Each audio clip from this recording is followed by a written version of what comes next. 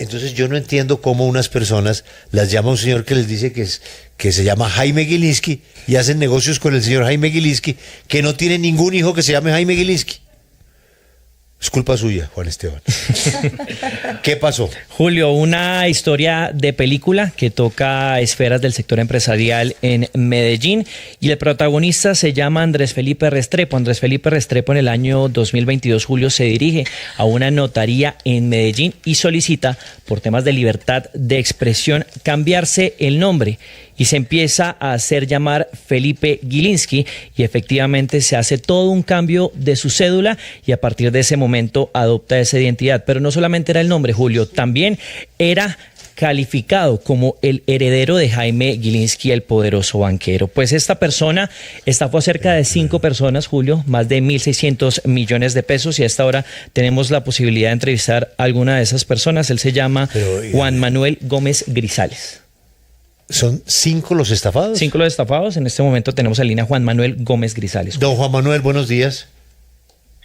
Buenos días, Juli. Buenos días, la mesa de trabajo. ¿Cómo están? ¿Cuánta plata perdió? Aproximadamente 1.700 millones. Pero, don Juan Manuel, yo sé que usted está muy triste y no es el momento de meterle más sal a la herida. ¿Usted no averiguó un poquito más si usted sí estaba hablando con un hijo de Jaime Gilinski? Claro que sí, Julio. Nosotros, yo y mi socio, hicimos el debido proceso. Esta persona nos hacía énfasis que él estaba trabajando en la filial de la paternidad, que es el proceso en el que un padre le daba el apellido a un hijo no reconocido. Se sabía todos los pasos de este proceso. Adicional a la par que seguíamos hablando y seguíamos haciendo negocios, en algún momento fuimos a una notaría a autenticar unos documentos.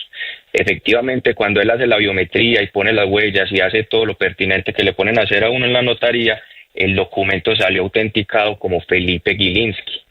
Entonces ahí ya sí nos dio mucha más veracidad de que realmente estamos hablando con alguien que tenía ese apellido. Adicional a esto, Julio, también la acompañante, la esposa de Felipe, corroboraba cada uno de los pasos de esta persona. Entonces sabía cuáles eran los hijos verdaderos que usted ponía en Google, los hijos de Jaime Gilinski. Usted sabía, no, es que ya estuvimos con este y con el otro, es que estuvimos en Londres. O sea, supieron contar el cuento para uno hacerle creer pues que estaba hablando con un hijo no reconocido del banquero. No, es que yo de verdad, don Juan Manuel, considero mucho lo que pasó, pues se ve que es una trampa perfectamente montada, pero llega un punto en que para soltar 1.700 millones de pesos, pues ustedes deberían tener un poquitico más de confirmación. Es que el señor Gilinski es dueño de un banco, es el presidente de Nutresa, es una figura reconocida nacional e internacionalmente. Según Forbes, puede ser el hombre más rico de Colombia. ¿No les dio por averiguar un poquito más de la relación del farsante con Jaime Gilinski? Perfecto, Julio, sino que también hay que tener en cuenta el momento en que fue toda la estafa. La estafa se empezó a configurar por allá en junio, julio del 2022, cuando Jaime Gilinski en verdad estaba haciendo la oferta por Nutresa. Entonces Jaime era un boom en todas las redes del país en ese momento. Y eventualmente nosotros no soltamos la plata de una, todo fue un proceso en el que él nos fue enredando y fue sacando plata de a pocos. También hay que adicionar a esto que una de las principales estafas eran los vehículos blindados listos para el alquiler. Él nos mostró a nosotros las camionetas, que eran un montón de camionetas, 17 camionetas, nos las mostró en un parqueadero en el que nos decía, estas son las camionetas de mi empresa y con esto es que vamos a trabajar renting blindados. Ya de aquí tenemos 12 en un contrato con la UNP. Y además, Julio, también era curioso porque yo soy una persona muy juiciosa en lo que hago.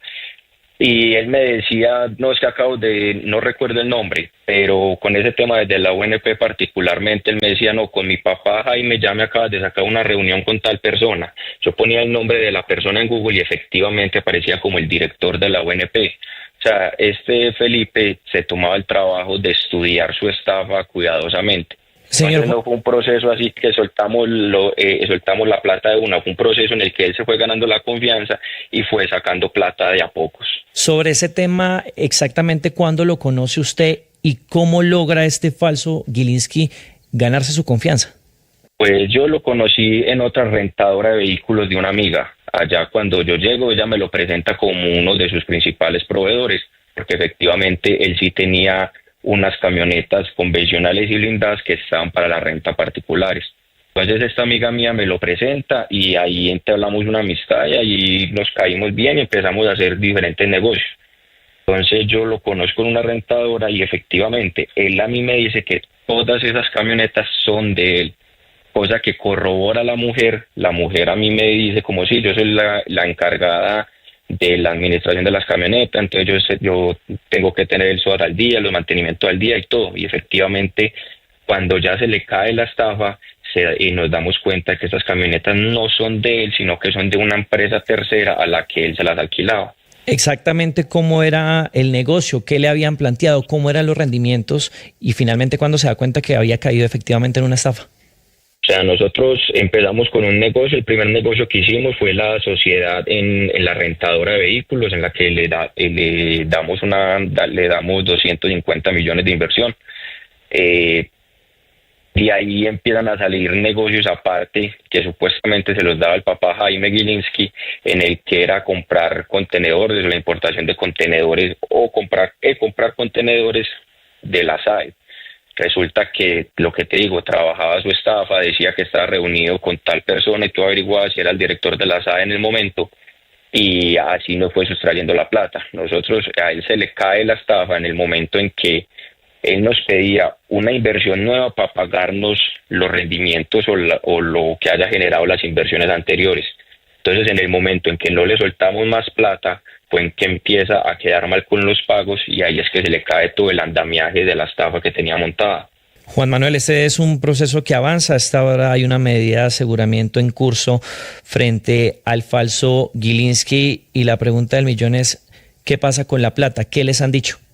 Pues Juan Esteban, nosotros hicimos todo el debido proceso, llevamos más o menos, ya vamos para 4 años, cumplimos en abril desde que instauramos la denuncia, hemos tenido la paciencia, ya estamos esperando pues que la justicia tome sus cartas, este estafador vaya a la cárcel junto a su esposa, que es la que corroboraba toda la información, y nosotros realmente sí esperamos recuperar algo de la plata, porque además como han dicho en la audiencia, además de nosotros hay otras personas que también han sido estafadas.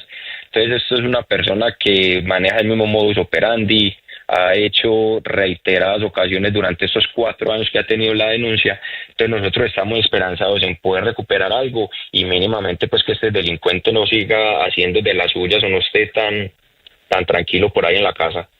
Él es Juan Manuel Gómez, una de las 5 víctimas que deja Felipe Gilinski, el falso Gilinski, y por supuesto estaremos muy atentos a estas audiencias preliminares. Una inquietud. ¿Este no es el mismo estafador de una familiar de Karol G? Me tocaría verificar, Julio. Creo que me están recordando que aquí entrevistamos hace un año a un familiar de Karol G que tenía también un falso Gilinski. Búsquelo en el archivo de la W, porque el cuento puede que sea repetido.